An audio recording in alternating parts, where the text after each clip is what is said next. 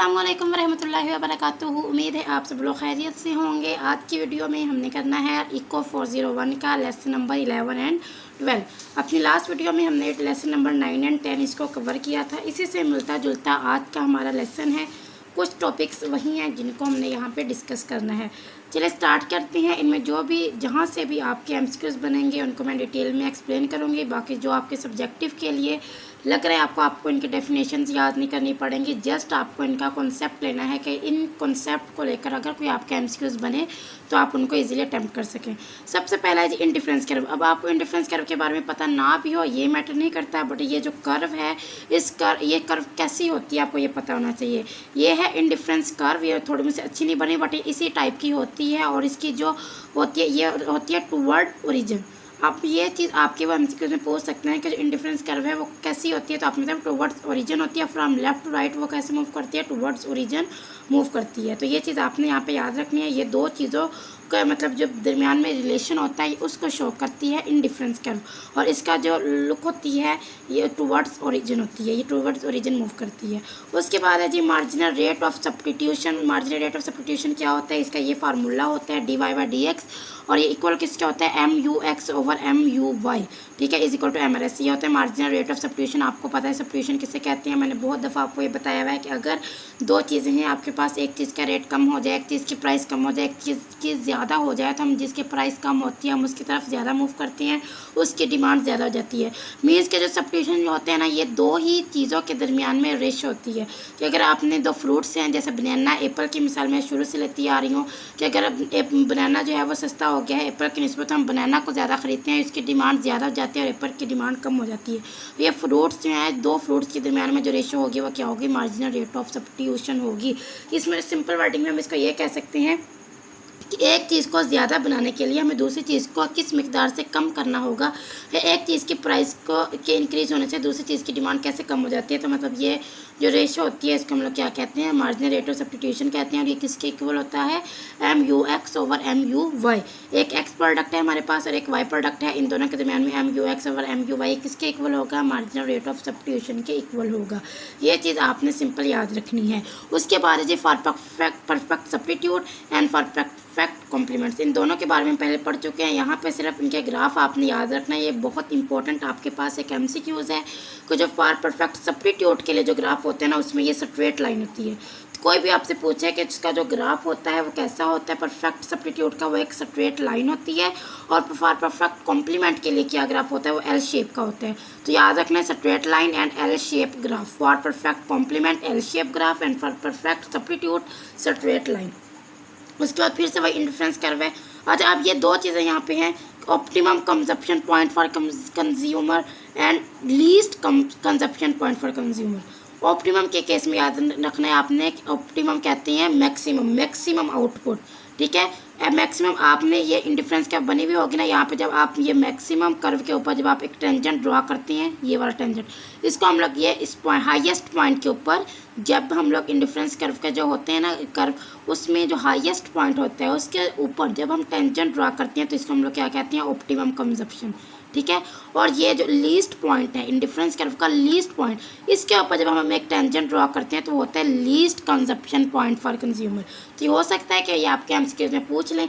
तो optimum consumption for consumer में ना हम लोग एक टेंजेंट ड्रॉ करते हैं। ऑप्टिमम के केस में हम उसके जो हाईएस्ट पॉइंट्स होते हैं इंडिफरेंस कर्व उसके ऊपर टेंजेंट ड्रॉ करते हैं।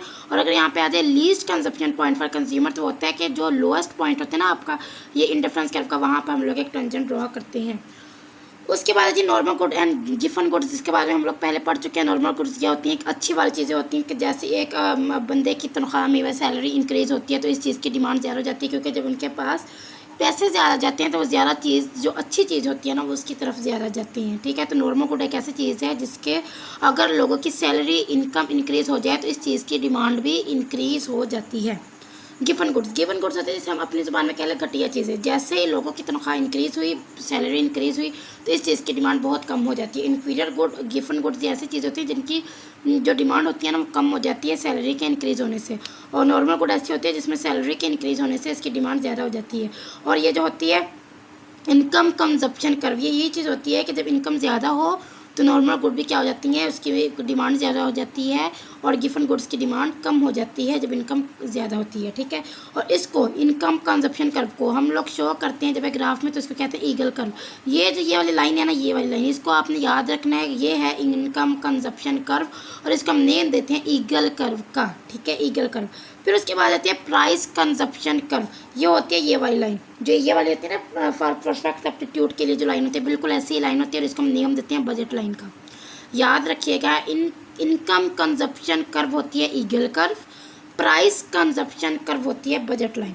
और ये किसके इक्वल होता है, PX/PY, क्योंकि हम प्राइस की बात कर रहे हैं तो इसमें हम लोग दो चीज़ों की प्राइस के दरमियान में रेशियो लेते हैं कि दो आपके पास चीज़ें X एंड Y, तो इन दोनों के प्राइस के दरमियान जब हम रेशियो ले लें तो वो देते हैं बजट लाइन और इसको हम लोग कहते हैं price consumption curve. Substitution effect क्या होता है, यहाँ पे लिखा हुआ है, ये बहुत इंपॉर्टेंट पॉइंट है आपका। इसमें यह है कि जब भी income effect for price rise of, जब भी इनकम इफेक्ट इंक्रीज होता है ना, इनकम इफेक्ट जब इंक्रीज होता है तो नॉर्मल गुड का क्या हो जाती है, नेगेटिव, गिवन गुड के लिए पॉजिटिव और सब्स्टिट्यूशन इफेक्ट भी क्या हो जाता है, नेगेटिव। सिंपल इसको रटाई लगा लें कि जब प्राइस इंक्रीज होती है, प्राइस इंक्रीज होती है किसी भी चीज़ की, तो नॉर्मल गुड जो है वो नेगेटिव हो जाती हैं। देखें, एक चीज़ की प्राइस इंक्रीज हुई है, इनकम सैलरी इंक्रीज नहीं हुई, नॉर्मल गुड कहते हैं अच्छी चीज़ें, जब उनकी प्राइस इंक्रीज कर दें हम लोग तो उस पर इनकम इफेक्ट नेगेटिव होगा, लोग उसकी तरफ कम जाएंगे। और गिवन गुड के लिए पॉजिटिव होगा, क्योंकि अब देखें प्राइस जो ज़्यादा हुई है एक चीज़ की, नॉर्मल गुड की प्राइस ज़्यादा हुई है तो उस पर इनकम इफेक्ट होगा नेगेटिव होगा, गिवन गुड के लिए पॉजिटिव होगा, सब्स्टिट्यूशन इफेक्ट भी क्या होगा, नेगेटिव होगा। याद रखना, substitution effect negative, normal good negative, given good के लिए वो पॉजिटिव होगा, बस गिवन गुड के लिए पॉजिटिव, बाकी इनके लिए नेगेटिव जब प्राइस क्या हो, राइज हो, इंक्रीज हो। तो ये बहुत इंपॉर्टेंट पॉइंट है, इसको आपने नोट करके इसको याद रखना है।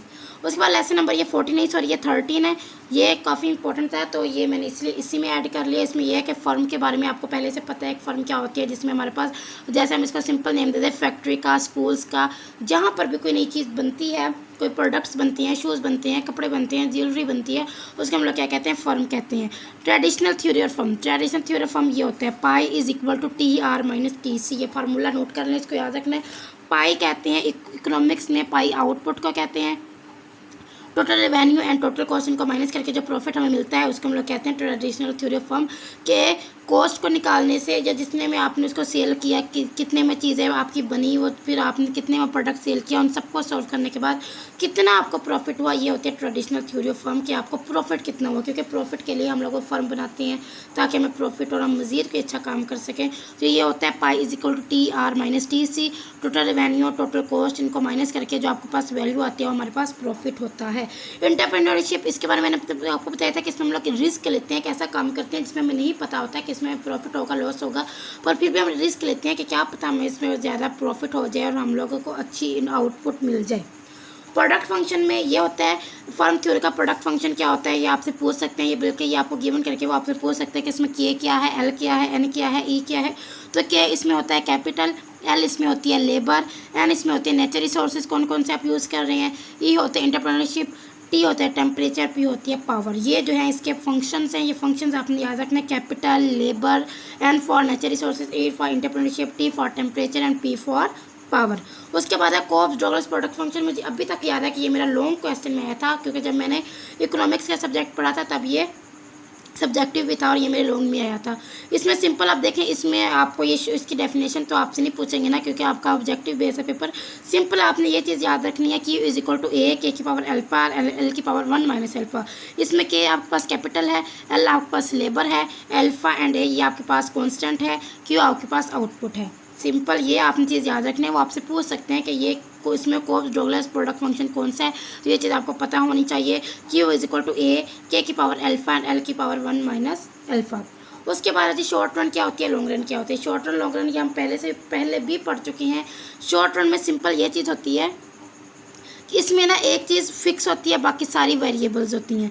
मतलब देखें एक ढाबा ही ले लें, अब ढाबे में जो आपके पास सामान है जिसमें वो चाय बनती है, पतीली समझ लें, जो भी समझ लें, ठीक है, वो अब आपके पास क्या है, वो फिक्स है। आप ज़्यादा से ज़्यादा आप क्या क्या कर सकते हैं, अपने जगह कम थी, चारपाइयाँ कम थी बैठने के लिए, टेबल्स कम थे, अचानक लोग ज़्यादा आए तो आपने टेबल्स का अरेंज कर लिया, सब कुछ अरेंज कर लिया। बट इसमें यह होता है कि शॉर्ट रन में सिंपल जो आपके एमसीक्यू में पूछा जाएगा, इसमें एक जो होती है ना चीज़ वो फिक्स होती है, बाकी सारी वेरिएबल होती हैं, मतलब बाकी सबको हम चेंज कर सकते हैं, वो इनफ्लेक्सिबल होती हैं, लेकिन एक चीज़ जो होती है वो फिक्स होती है। लॉन्ग रन में कुछ भी फिक्स नहीं होता, हमारे पास पैसा होता है, हम सब कुछ चेंज कर सकते हैं। जगह कम है, हम जगह ज़्यादा ले सकते हैं, टेबल कम है, सामान कम है, फौरी तौर पर उसको खरीद सकते हैं क्योंकि हमारे पास पैसे ज़्यादा होते हैं। तो याद रखिएगा इसमें सब कुछ ये होता है फ्लैक्स चेंज हो सकता है, और इसमें एक चीज़ जो होती है फिक्स होती है, बाकी सब कुछ चेंज होता है। लॉ ऑफ डिमिनिशिंग के मार्जिनल रिटर्न्स, इसकी डेफिनेशन आपके पेपर में नहीं आ सकती। इसमें यह होता है कि हम इसमें दो चीज़ों इसमें ये देखते हैं कि एक चीज़ के क्वांटिटी के ज़्यादा होने करने से, मतलब एक चीज़ हम अपने क्वांटिटी में ज़्यादा कर रहे हैं तो दूसरी किस चीज़ पर इसका इफेक्ट पड़ेगा, उसको हम लोग कहते हैं law of diminishing marginal return. और ये आपके पेपर में इसकी डेफिनेशन वगैरह नहीं आ सकती और यहाँ से कोई भी आपका एमसीक्यूज भी नहीं बन सकता। टोटल फिजिकल प्रोडक्ट कहते हैं टोटल आउटपुट को, सिंपल वर्डिंग में फिजिकल प्रोडक्ट कहते हैं आउटपुट को, बाकी इसका कोई फार्मूला वगैरह नहीं है तो आप इसको स्किप कर सकते हैं। एवरेज फिजिकल प्रोडक्ट क्या होती है, एवरेज फिजिकल प्रोडक्ट होती है कि आप टोटल फिजिकल प्रोडक्ट को क्यू के साथ डिवाइड कर दें। ये टोटल फिजिकल प्रोडक्ट को आप क्यू के साथ आउटपुट के साथ डिवाइड कर दें तो आपके पास आ जाती है एवरेज फिजिकल प्रोडक्ट, ठीक है। अब ये मार्जिनल फिजिकल प्रोडक्ट, इसी के साथ आप डेल्टा लगा दें तो आपके पास मार्जिनल फिजिकल प्रोडक्ट आ जाएगा, सिंपल, ठीक है। ये आपने फार्मूला याद रखना है क्योंकि ये फार्मूला अक्सर आपसे एमसीक्यू में पूछते हैं। फिर उसके बाद है जी relationship between APP and MPP. APP कहते हैं एवरेज फिजिकल प्रोडक्ट को और एमपीपी कहते हैं मार्जिनल फिजिकल प्रोडक्ट को। अब इसमें रिलेशनशिप ये है कि अगर आपके पास APP is equal to MPP आ जाए तो आप किसी चीज़ को कुछ भी चेंज नहीं करना पड़ेगा।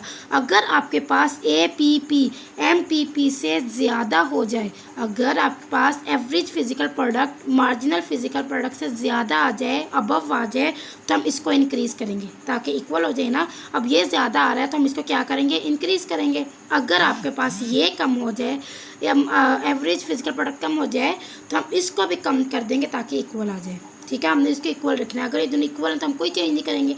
अगर ये ज़्यादा इंक्रीज़ हो रहा है तो हम इसको भी इंक्रीज़ करेंगे ताकि इक्वल हो जाए, अगर ये कम हो रहा है तो इसको भी कम करेंगे ताकि ये इक्वल आ जाए।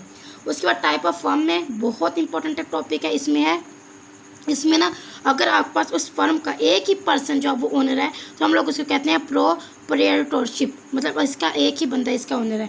पार्टनरशिप कहते हैं अगर इसके पास 2 या 3 बंदे इस चीज़ के ओनर है, मतलब इस जो फर्म आपने बनाई है उसके 2 या 3 बंदे ओनर है तो हम उसको कहते हैं पार्टनरशिप। और अगर एक ही बंदा उस चीज़ की फर्म का ओनर है तो हम उसको कहते हैं प्रोप्राइटरशिप। और अगर इसके पास बहुत ज़्यादा आदमी इसमें है, लार्ज नंबर ऑफ उसमें मतलब ये शेयर होल्डर्स हैं, लोगों ने इसमें अपने शेयर्स किए हुए हैं, तो इसको हम लोग कहते हैं लिमिटेड कंपनी, मतलब इसमें काफ़ी ज़्यादा शेयर्स है। ये 3 इसकी प्रॉपर्टी फर्म की प्रॉपर्टी टाइप्स होती हैं, एक प्रोप्राइटरशिप, एक होता है पार्टनरशिप, होता है लिमिटेड कंपनी। इसमें होता है एक ही बंदा ओनर, इसमें 2 से 3 और इसमें बहुत ज़्यादा शेयर होल्डर्स होते हैं। ये था आज का हमारा लेक्चर। होप से आपको इसकी समझ आई होगी। ज़्यादा खास इसमें कुछ भी नहीं था, बट जो मैंने पॉइंट्स आपको बताए उनको आपने अच्छे से अपने माइंड में रखना है, उनको नोट करना है ताकि यहाँ से आपके एमसीक्यूज आए तो आप उनको इजीली सॉल्व कर सकें। चैनल पे नहीं होता तो काइंडली सब्सक्राइब करके जाइएगा। अपना बहुत सारा ख्याल रखिएगा, अच्छे से कमेंट करके जाइएगा। जज़ाकल्लाह, अल्लाह हाफिज़।